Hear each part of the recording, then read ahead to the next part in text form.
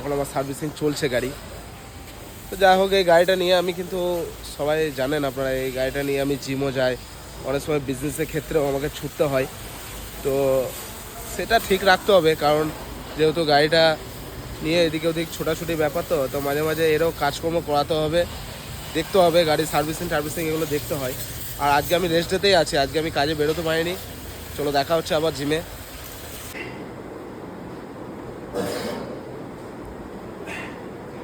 তো hi everyone. তো সবাইকে আমি একটা কথা বলতে চাই যে যারা জিমে ওয়ার্কআউট করছো এভরিডে, প্রতিদিন বাড়িতে গিয়ে নিজেকে জিজ্ঞেস করো যে হ্যাঁ আমি আজকে 100% দিয়েছি, আজকে আমি বেস্ট দিয়েছি আমার দিক দিয়ে, ঠিক আছে? তো এরকম না যে জিমে এসে ওয়ার্কআউট করলাম, বাড়ি চলে গেলাম, দেখলাম যে না আজকে পাম্প হলো না বডি, আজকে কীরকম, এসব টেনশন দূর বা এগুলো বাদ দাও, ঠিক আছে? এখন টেনশন ফ্রি করে ওয়ার্কআউট করো।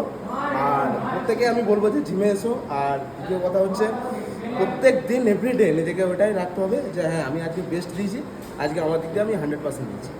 তো থ্যাংক ইউ, সবাই ওয়ার্কআউট করো, হেলদি থাকো, সুস্থ খাও।